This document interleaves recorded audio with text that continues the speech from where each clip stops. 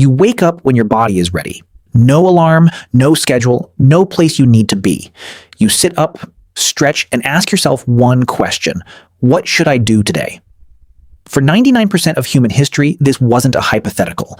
This was every single morning for roughly 300,000 years. And the answer to that question looked nothing like the life you're living right now.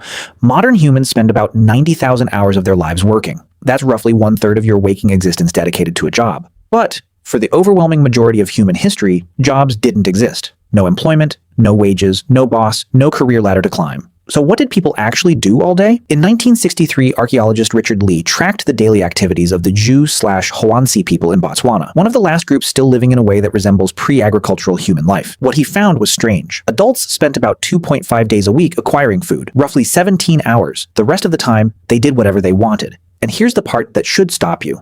This pattern shows up everywhere anthropologists look. The Hadza in Tanzania, the Ashe in Paraguay, the Martu in Australia. Different continents, different environments, different centuries of study.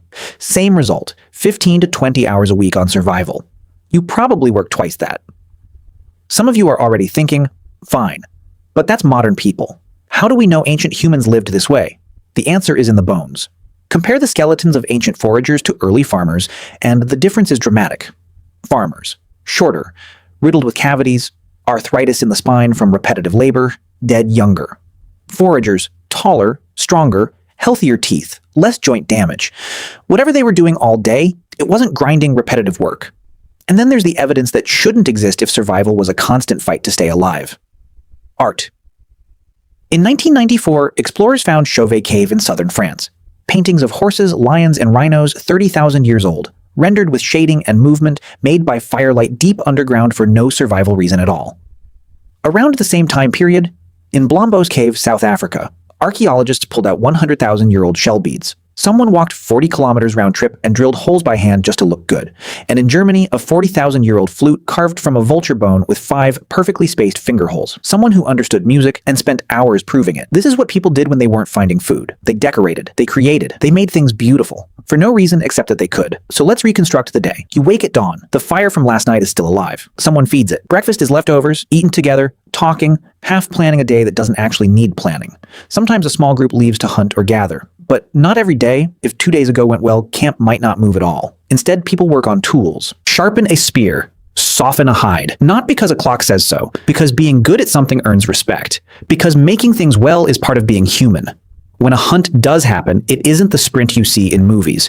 Humans are persistence hunters. We track an animal at a steady jog for hours until it overheats and collapses. We're one of the only species that can sweat through that. 3 to 6 hours later, the animal comes back to camp, and by early afternoon, the productive part of the day is already over. What happens next is the part modern people find hardest to understand. Nothing. And everything. People rest in the shade. They groom each other. They make jewelry. They nap. Anthropologist James Sussman documented that among the Jew/Hwansi, adults spend roughly 6 hours a day in pure social time. Not working, not sleeping, just talking, laughing, being near each other. In a world with no money, no police, no contracts, your survival depends entirely on whether people like you, so you invest in that. Constantly. Then the sun goes down, and something happens that anthropologists consider the real birthplace of human culture. In 2014, researcher Polly Weisner analyzed hundreds of hours of recorded conversation among the Jew/Hwansi. During the day, talk was practical. Tracks, plants, who didn't share fairly. But at night around the fire, 81% of conversation shifted to something else entirely. Myths, stories of ancestors, jokes, tales from far away. This, Weisner argued, is where gods, spirits, the past, and the future were born. Things you can only think about once your stomach is full and you're safe. And they didn't sleep the way you do either. Historical records and sleep studies confirm that before artificial light, humans slept in 2 phases. 4 hours, then a quiet waking window in total darkness. Then 4 more hours. So the full day? 4 to 6 hours securing food or making tools. 6 hours of social time. Talking, storytelling, grooming. 8 hours of sleep, split in 2. And hours of simply existing, without needing to justify it with output. Then, about 10,000 years ago, everything changed. Humans in the Fertile Crescent began farming.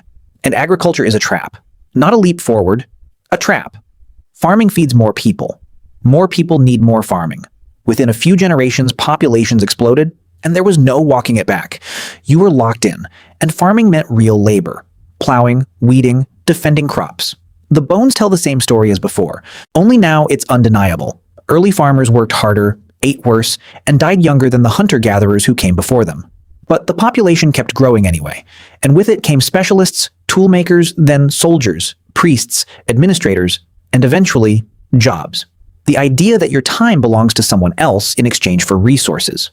By the time cities existed, the original human lifestyle was already gone. Today you spend 90,000 hours working. Your ancestors spent a fraction of that.